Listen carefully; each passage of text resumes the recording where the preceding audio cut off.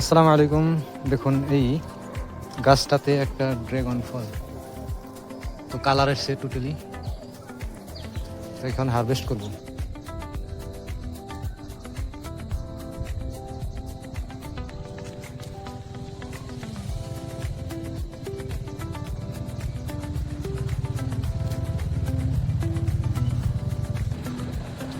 সাইজটা খুব একটা বড় হয় নাই, কারণ ফার্স্ট টাইম ধরছে, তার এটার সারের ব্যবস্থাপনাটা অতটা ভালো করা হয়নি।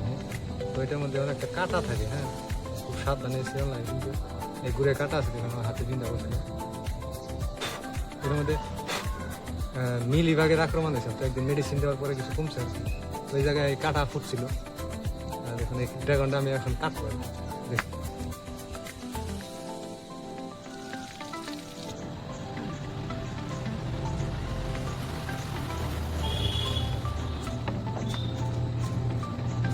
ড্রাগনের যেটা অ্যাকচুয়ালি নাম, সেটা হলো সেলেনিসেরাস। ওইটাতে এখানে গ্রিন কালারের এই পাতার মতোই থাকে, আর এটা পিঙ্ক রেড টোন মিক্স আর কি, পিঙ্ক আর রেড কালারের। তো এটা একটা হলুদ কালারের আছে, যেটা নাকি এটা থেকে অনেকটা মিষ্টি। আর ড্রাগনের আর একটা জাত আছে যেটা নাকি ভিতরে একদম ব্লাড রেড একদম, তো এটা অনেকটা টেস্ট বেশি এটার থেকে। তো এটা খাইয়ে দেখবো এটা কীরকম। তো তো ড্রাগনের তো ড্রাগন মূলত উৎপত্তি হয়েছে এটা মেক্সিকো, সাউদার্ন মেক্সিকো আর আমেরিকা। কিন্তু বর্তমান যেহেতু এটা ট্রপিক্যাল হয়, সারা এশিয়া ইউরোপ মহাদেশে এটা ছড়িয়ে ছিটিয়ে আছে, চায়না এটা কমার্শিয়ালি ক্ষেত করে বর্তমান। তো এটা হাই ফাইবার আছে আর অ্যান্টিঅক্সিডেন্ট আছে। এটা কিন্তু খুবই ফাইবার যেহেতু হাই আছে, যার জন্য এটা খুবই একটা স্বাস্থ্যকর ফল।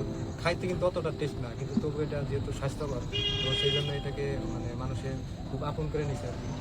তো এটা যেটা ভিটামিন সি আছে প্রচুর পরিমাণে, আর অ্যান্টিঅক্সিডেন্ট, যেটা নিজের মানুষের চলন মানে বিভিন্ন ধরনের ব্যথা আছে, তাহলে এই ধরনের এর থেকে কিছুটা মানে উপশম পাওয়া যায়। তো দেখি এটা মাছ বরাবর কাইটা দেখি এটা ভিতরটা কী কালার দেখতে থাকো। এটার ভিতরটা একটা আছে একদম ব্লাড রেড, একটা আছে সাদা কালার। তো এটা দেখুন, ওয়াও, জাস্ট অ্যামেজিং কালার। দেখুন একদম পুরা পিঙ্ক কালার একদম। তো ভিতরে যে কালা কালা বস্তু, কালাগুলা ই দেখতেছেন, এগুলো হলো ড্রাগনের সিডস, বিসি। তার মানে তো এই ড্রাগনের বিসি এগুলো কিন্তু বুইনা দিলে থেকে চারা হয়, কিন্তু চারা বানানোর দরকার প্রয়োজন নেই, কারণ এখানে ড্রাগনের একটা টুকরা কাইটা যদি মাটিতে বসে দেন, সেই জায়গা থেকে একদম অনায়াসে চারা হয়ে যায়। আর এগুলোর একটা হলো, যখন এই 4-5 ফুট উঁচা হওয়ার পরে যখন এটা ঝুঁকে পড়বো, তখন সেটা ফল আসবে, হ্যাঁ। আর এটাও একদম লো মেনটেন্যান্স, মানে কোনো সার পানি দুগাল যত্ন ছাড়াই হয় আর কি, জাস্ট খালি গুঁড়াটা একটু সাফা রাখলে হয়ে যায় আর কি।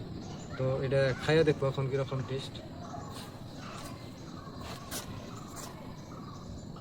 হাতে করে খাওয়ার মজাটা কিন্তু অনেকটা অন্যরকম, আর প্রচুর রসালো।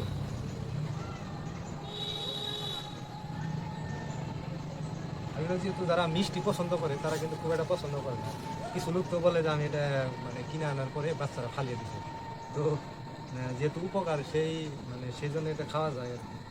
উপকার হেতু আমরা খাওয়াটা ভালো আর কি।